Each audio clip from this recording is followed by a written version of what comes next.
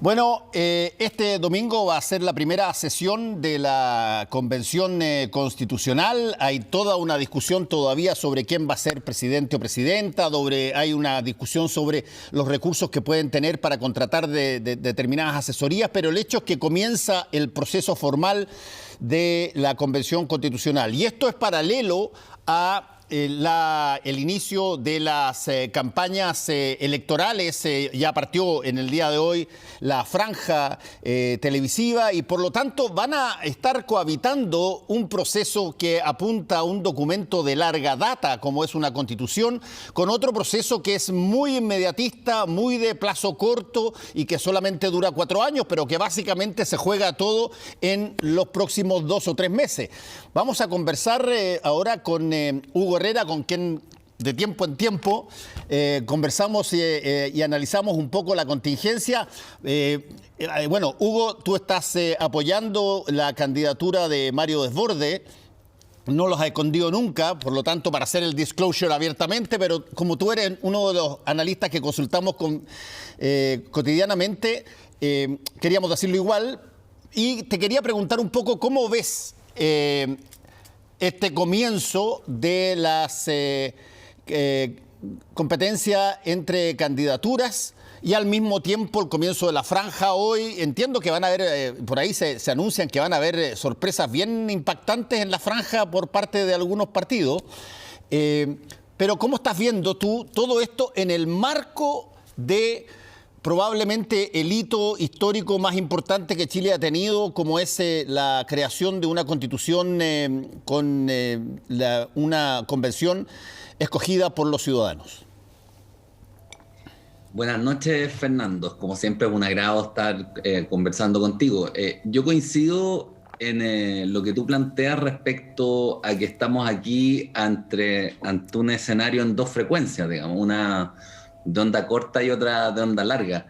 La verdad es que se supone que las constituciones tienen que valer, si le hacemos caso al ideal ilustrado, para todos y para siempre. Y la campaña presidencial, en cambio, vale para el aquí y el ahora. Sin embargo, partiendo desde esta perspectiva, yo no dejaría de mirar la relación entre ambos procesos, porque de alguna manera el candidato que triunfe, o la candidata, puesto que hay mujeres en competencia, que triunfe en las elecciones presidenciales, va a tener la tarea no menor de implementar la Constitución. O sea, por una parte de velar en su segunda etapa, porque una primera va a estar bajo la presidencia de Piñera, en su segunda etapa porque la constituyente funcione, después llevar a cabo el plebiscito y implementar esa nueva constitución. E implementar constituciones es una tarea ardua. En la última no quedó muy a la vista el asunto porque estábamos bajo una dictadura. Pero en la Constitución del 25 no hay que olvidar que entre la redacción de la Constitución y su entrada en vigencia pasó un periodo importante que está mediado por la dictadura de Ibáñez y lo que se llamó en su minuto la anarquía. Recién en el segundo gobierno pudo Arturo Alessandri darle curso a los autos, por decirlo así, y llevar adelante ya el régimen en forma. Sí, ahora son 2 cosas que teóricamente parecen distintas, una elección presidencial y de parlamentario y otra que es la redacción de una nueva constitución, pero no cabe la menor duda que, y lo estamos viendo ya de alguna manera, Hugo, que muchas de las posturas que se están haciendo por parte de los propios candidatos tienen de alguna manera una repercusión, un eco en lo que se va a tratar en la nueva constitución, los temas de cambio climático, los temas del agua, los temas de los derechos sociales, para ponerlo directamente con candidatos, el que candidatos digan que se hace necesario la creación de una especie de socialdemocracia o derechos sociales al estilo europeo. Eso está plasmado inevitablemente en una constitución. Sí, yo coincido en eso y creo que en ese sentido ahí la agenda constituyente o constitucional, como queramos llamarla, va a imponerse va a irrumpir en medio de la agenda de las campañas. Sí. Y ahí yo creo que se van a producir cosas extrañas, porque lo que debiera ocurrir en la Asamblea, por cómo quedó compuesta, por el tipo de ánimo que uno nota en los distintos sectores, por el tipo de dinámica al que hay que someterse para que la Asamblea sea exitosa y no una batahola simplemente, lo que uno puede prever es que los temas de consenso, los temas que generan amplios consensos, van a terminar prevaleciendo por sobre los temas de nicho o de trinchera. Y en ese contexto, creo que las candidaturas presidenciales eventualmente más centristas, todo esto puede cambiar, pero el escenario más probable me parece que es este. Las candidaturas más centristas deberán ser aquellas que se debieran ver favorecidas por la agenda, a su vez, de la Convención Constitucional. O sea, por ponerlo en términos bien prácticos, en las izquierdas, centro-izquierda o izquierda más radical, veo que la agenda de la Asamblea Constitucional podría favorecer a los sectores más moderados, y lo mismo ocurrir en las derechas entre la candidatura de Kast y la del que salga de las precampañas, digamos. O sea, veo ahí que al revés, digamos, la agenda constitucional podría tomarse la agenda presidencial. Ahora, hay un punto, Hugo, que yo escribí una columna para CNN sobre eso, que tiene que ver con una cosa bien impresionante.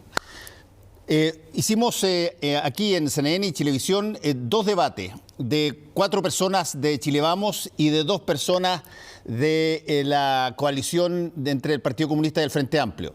Bueno, y para serte franco, con la única excepción de Joaquín Lavín respecto del matrimonio igualitario, donde él ratificó que él creía que el matrimonio igualitario debía ser entre un hombre y una mujer, casi la totalidad de los temas en términos de, desde la economía incluso, pasando por las situaciones valóricas, culturales, parecía que estuvieran hablando todos desde un sector prácticamente del mismo macetero ideológico. Todos hablaban de derechos sociales, todos hablaban de situaciones que habían posturas contrarias en Chile Vamos contra la hiperfocalización de los recursos que se estaba haciendo. Y de pronto la pregunta, Hugo, ¿qué tanto le parece cómodo o incómodo a la derecha, que ha tenido siempre un discurso de meritocracia, de transparencia en materia económica, de focalización de recursos, de ganarse y rascarse las cosas con sus propias uñas, en fin? Hoy día tiene que hacer un discurso que parece mucho más asociado a la izquierda o a la centroizquierda. ¿Qué tanto eso puede afectarla en ese sentido? Mira, yo creo, coincido contigo en la apreciación respecto al debate, pero yo ahí distinguiría el oportunismo. En las campañas todos quieren caer bien, diría el transfugismo hasta cierto punto, o sea, el andar de aquí para allá en política, de posiciones reformistas que son más bien sinceras, por poner en términos fuertes y claros, digamos. O sea, Joaquín Lavín efectivamente es una incógnita porque se ha declarado bacheletista aliancista, socialdemócrata, ha hecho muchas cosas a lo largo de su vida y a uno le queda siempre la duda de si no seguirá siendo el alcalde de las soluciones concretas a los problemas reales de la gente que disputó con Lago. Y algo así no cumple, digamos, con lo que uno está pidiendo con un presidente de la República en el contexto actual altamente politizado y de conflicto social. O Lavín cambió.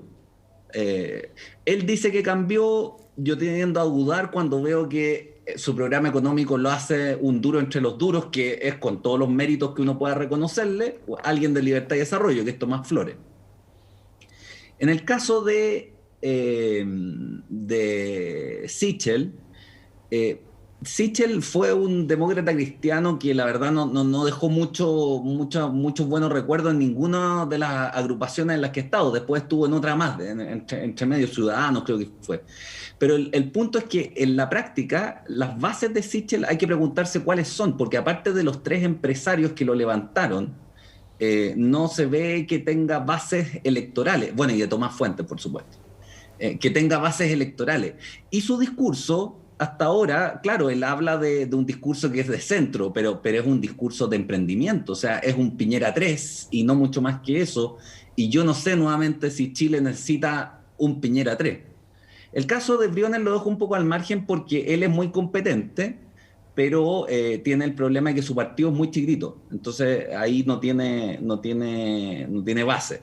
Y en el caso de Desbordes, creo que si bien su posición ha quedado, claro, efectivamente yo estoy trabajando en el programa de Desbordes sobre todo, tengo que decir que si bien su candidatura uno puede pensar que ha quedado debilitada con el triunfo de Chaguán en la interna de RN, sin embargo creo que hay al menos 3 factores que permiten decir que al menos como precandidatura y como liderazgo político, está todavía vigente y fuerte.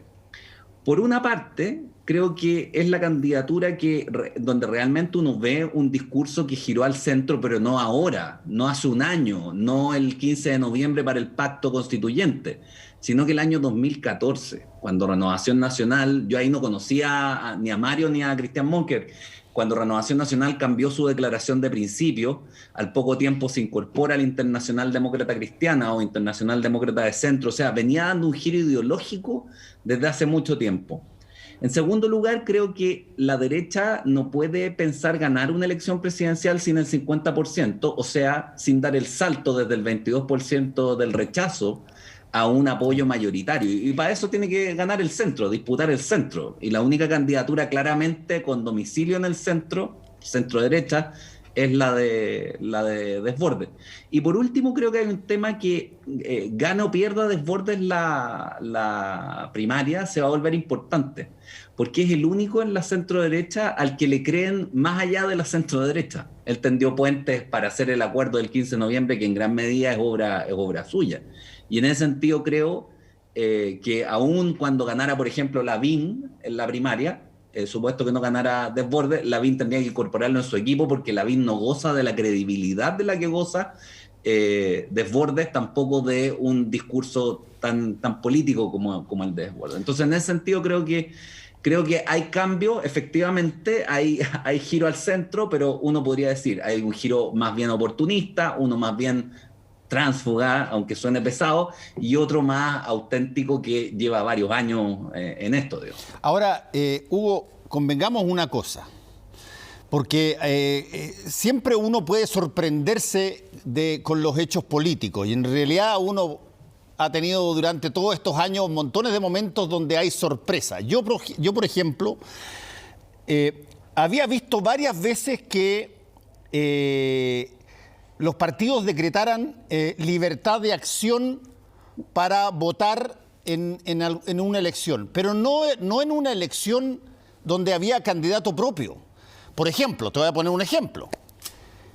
Cuando se decide la oposición entrar al plebiscito de 1988 en plena dictadura, el Partido Comunista rechaza eso al principio. Lo rechaza y después, a medida que se aproxima la elección, da un mensaje a todos sus militantes que ellos pueden actuar total y absolutamente libremente. Si quieren votar, bueno, vayan a votar. Pero ya no había esa suerte de cerrazón a participar del plebiscito. Pero eso era un plebiscito, no era una elección donde tú tenías candidato. Pero cuando yo veo que el presidente de Renovación Nacional le dice a todos sus militantes que ellos están libres de votar por quien quieran y no necesariamente por el candidato que Renovación Nacional presenta, la pregunta ahí es bien básica. Bueno, no me ayude tanto, compadre. Estoy de acuerdo.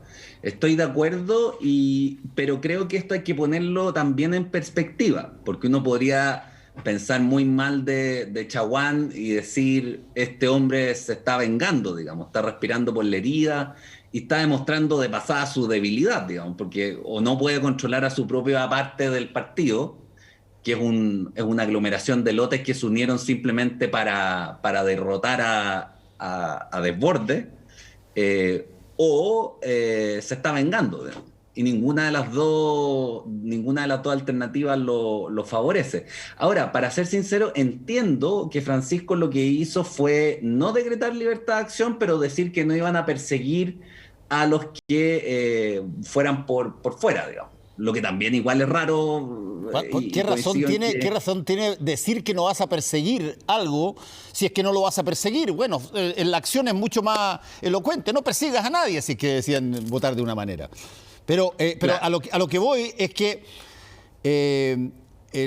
yo te diría, tú tienes, por ejemplo, en el caso de la UDI, claramente establecido a Joaquín Lavín, que además tiene varias elecciones en el cuerpo y por lo tanto tienes a Sichel, que es un candidato nuevo, digamos, en la política presidencial, que está apoyado también por el Ciudadanos y una serie de partidos más y de grandes personajes del mundo empresarial y de la política.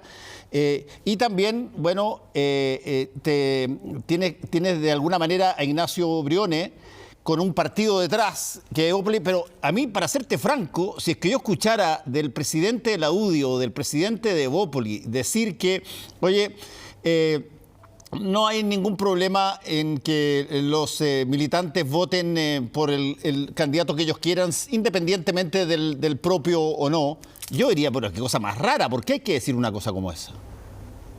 Ahora, mira, yo quería agregar dos puntos. Por una parte, que me parece que son importantes. Por una parte, es cierto que parece que la UDI está más cuadrada con Lavín que el RN con Desbordes, pero dicen que detrás de la candidatura de Sichel, que en verdad no tiene ningún movimiento grande detrás de él, salvo empresarios con billete grande, digamos. Su candidatura la levantaron Chadwick, Alamán, Santa Cruz, Guilizasti y Errázuriz. Esa es su base de apoyo real, puros fácticos, digamos. Y un UDI entre medio. Entonces, yo no sé, creo que aquí hay un partido transversal de fácticos que está detrás de la candidatura de Sichel. Más allá de su discurso, que pueda sonar bonito o de centro o lo que se quiera, es un fáctico y su discurso es puro emprendimiento, no hay un discurso de reforma política sustancial, digamos, como el que sí proponen en alguna medida Lavín y en mayor medida Desbordes. Y por otra parte, yo creo que esto hay que ponerlo en perspectiva, porque eso que te estaba diciendo de que este giro al centro, Desbordes lo da con Monkeberg y otros más, en 2014, esto significa que aquí se está dando una disputa ideológica de largo aliento en la derecha. Esto no se había visto desde la dictadura en adelante, porque siempre prevaleció la derecha de Guerra Fría, la de Jaime Guzmán, Milton Friedman, despolitización del cuerpo intermedio y economicismo. Pero no se había planteado en la derecha chilena retornar a las viejas tradiciones, a las tradiciones republicanas históricas, al pensamiento nacional popular, al liberalismo de centro, al social cristianismo. Eso no se había planteado ideológicamente más allá de la etiqueta, y la candidatura de Desbordes y el liderazgo de Desbordes y los que están alrededor de él, de alguna manera representan eso. Entonces es hasta cierto punto obvio que se van a presentar obstáculos de carácter ideológico o enconados en un sentimiento, por último, en tiempos revueltos, además, de cierto atavismo, de volver a lo conocido y llamar traidor, qué sé yo, o cosas como las que uno escucha, a personas que estén bregando por esta derecha que es una derecha, como digo, firmemente asentada en la historia larga del sector, solo que más política, menos economicista, menos de intereses de clase o de grandes empresarios y más preocupada de velar por principios como los que se ha llamado, los que se incluyen en lo que se ha llamado, lo que hemos llamado el republicanismo popular, que vele a la vez por la libertad y por la integración. Ahora, Hugo, ¿cómo estás viendo tú a lo que está pasando en la oposición, que es bien curioso también? Tú tienes Sí. a 12 candidatos de una coalición que ya se lanzaron, van a competir, van a tener una primaria formal, tienen cabida en la campaña televisivas, todo lo que, lo mismo que en Chile Vamos, toda la formalidad del asunto. Y tienes a probablemente los partidos con más historia, con mayor responsabilidad en los últimos 35 años en materia de gobierno.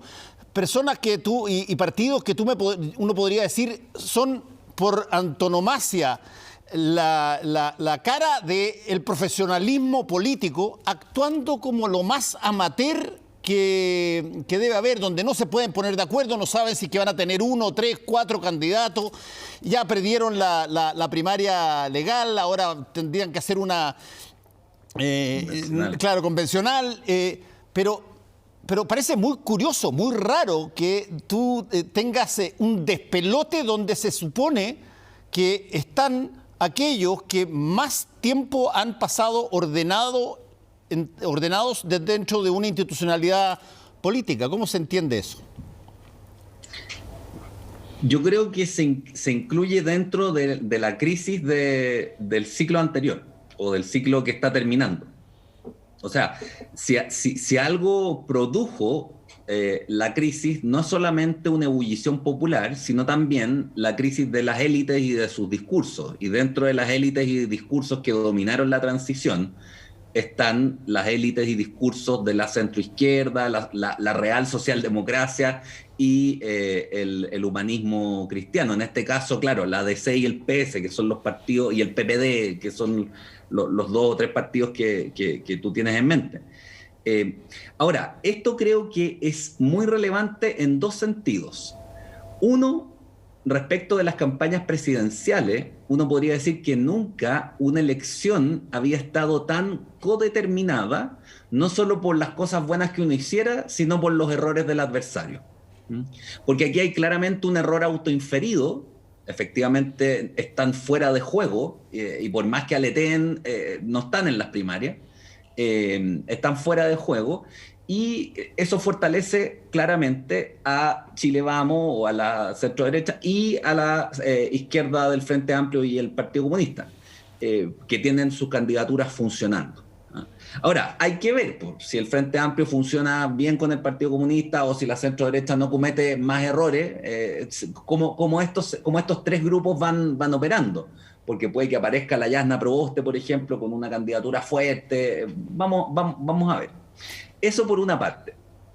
Por otra parte, ahora, en una perspectiva más de largo plazo, yo creo que es delicado que la centroizquierda se desfonde. Y algo similar podría estar pasando en la centroderecha si es que la alternativa que representa en este caso mi candidato se debilita mucho. Porque no se conocen democracias, sistemas democráticos modernos, de la contemporaneidad, digamos, sin centro derecha y centro izquierda fuerte, o sea, sin fuerzas centrípetas dominantes respecto de las fuerzas centrífugas. Esto adquiere mayor importancia todavía en un contexto de discusión constitucional. O sea, sin socialdemocracia fuerte y sin una centroderecha que domine respecto de la derecha radical, el sistema político chileno podría entrar en un proceso de descomposición. Y eso es muy delicado. O sea, ahora, si aparece aquí un bando economicista altamente militante, digamos, que endiosa al mercado y condena al Estado al mínimo, y por otra parte, una izquierda muy recalcitrante que condena moralmente al mercado y el Estado lo pone al máximo, entonces el proceso político podría descomponerse. Ahora, por último te quiero preguntar, porque tú ves las encuestas y de pronto aparece el Partido Comunista con Jadwe muy lanzado adelante, pero tú ves las elecciones de las distintas personas, los alcaldes, concejales, incluso los constituyentes, y tú dices, mira, no hay tanto respaldo como para que crea. Lo mismo pasa con Gabriel Boric o el Frente Amplio, que tienen una buena presentación, pero para ganar van a necesitar probablemente mucho más de aquello que han obtenido. Entonces, ¿qué tanto esta suerte de sombra de que se viene a la izquierda si no se hacen las cosas puede ser efectivo en términos de a la hora de lo que importa, de los votos que la gente va a plasmar en la próxima elección? A ver, yo creo efectivamente, coincido contigo. Si uno mira las elecciones de constituyentes, son bien sorprendentes los resultados.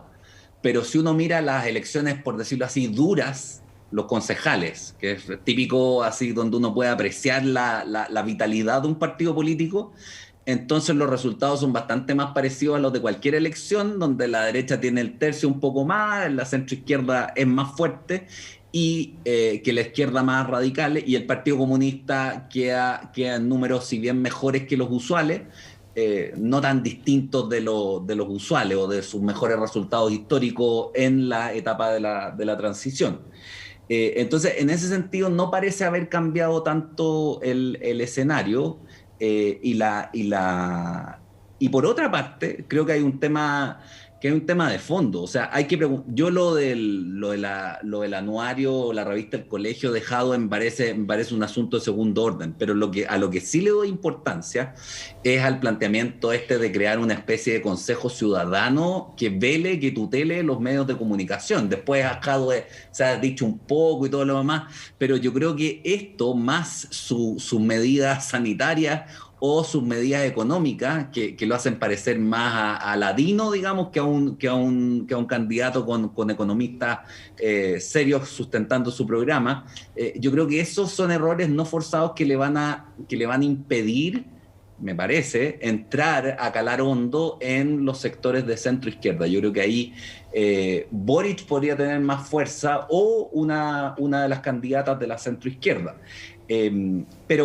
Pero aquí hay algo que me preocupa más sistémicamente. O sea, yo creo que una posibilidad de zafar en las izquierdas es que los sectores de la exconcertación, por llamarlo de alguna manera, se pongan de acuerdo con el Frente Amplio y los más moderados dentro de ese conglomerado, y armen un polo de centro-izquierda fuerte que hoy día está polarizado, tensionado por la influencia del Partido Comunista, que no es un Partido Comunista eurocomunista, sino más parecido. Todavía se elogia a Lenin, digamos, en el Twitter de la Camila Vallejo.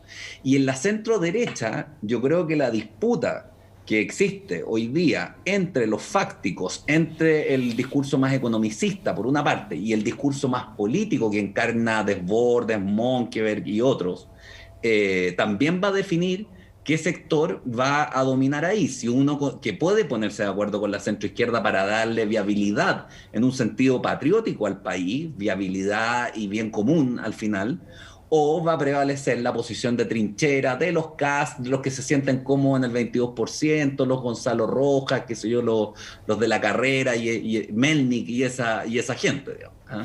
Yo creo que eso hay que tenerlo a la vista para la viabilidad del proceso político, porque no cuesta mucho que los procesos políticos se descompongan. Sí, por último, ahí voy a colgarme de lo que dijiste tú al principio sobre la base de a ningún candidato en general lo deja muy conforme o muy cómodo cuando están en posiciones de llegar a un cargo muy grande, el rol de la prensa. El rol de la prensa uno lo viene viendo hace muchísimo tiempo.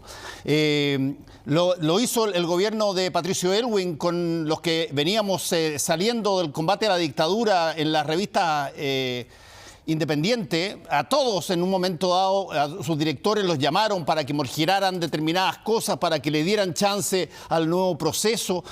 Otra cosa es que haya medios que tienen jefe y jefatura que son lo suficientemente, yo te diría, idóneos como para no transmitirle eso a los periodistas o como para no criticarlo, pero que se reciben ese tipo de cosas desde hace mucho tiempo. El presidente Piñera envió a alguien a la red para criticar las transmisiones de discusiones de panelistas de la red. Eso no es una cosa única que lo hace él por primera vez, lo hacen de distintas formas.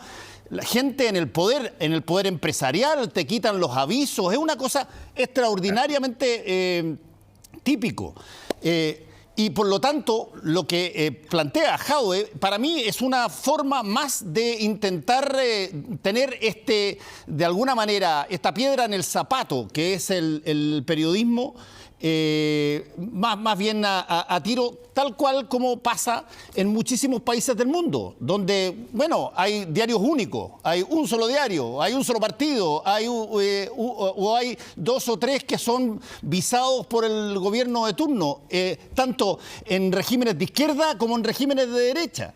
Pero que a mí me vaya a sorprender eso, como periodista, para serte franco, no me sorprende. Lo han planteado varias veces y algunos no lo plantean, pero lo hacen para callado. Igual. Lo que sí me sorprende es la redacción que tiene. En eso estoy contigo. Yo creo que la reacción de las personas ha sido bastante más, yo te diría,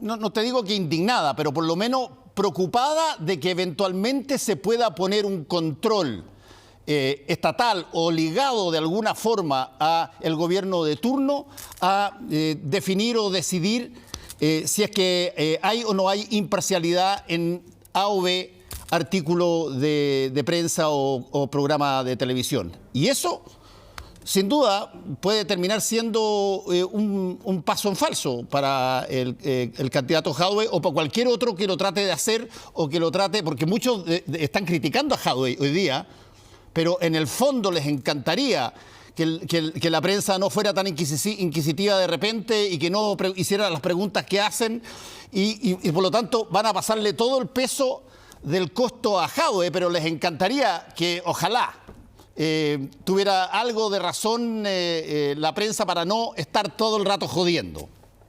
Y si es que nosotros no jodemos, bueno, no tenemos ninguna razón de ser nomás. Es que yo creo que ahí tú das con un punto, en lo último das con un punto fundamental. Mira, yo haría la siguiente, reconociendo que el sistema de medios en Chile es defectuoso en muchos aspectos y que hay que fortalecer el pluralismo y, por ejemplo, no sería malo, así como hay una televisión nacional, volver a tener una prensa escrita de carácter estatal y público, o sea, independiente del estado del gobierno de turno, de Estado. Bueno, ya hubo un medio que fue cerrado en el primer gobierno del presidente Piñera por un gobernante de derecha, cerró el diario La Nación. Sí. O sea, hay que fortalecer el pluralismo en los medios, y hay distintos mecanismos para hacer lo que se han probado en distintas partes del mundo, pero creo que lo que no se puede hacer es proponer, y es algo, y que también, o sea, reconociendo que hay presiones, digamos, sí. Lo que no se puede hacer es plantear una regla general, que tú vas a someter en general a todos los medios a un consejo por ciudadano y democrático que sea. O sea, la premisa de las democracias modernas, desde Estados Unidos en adelante, la premisa es que los derechos humanos no pueden estar sujetos a regímenes de mayoría.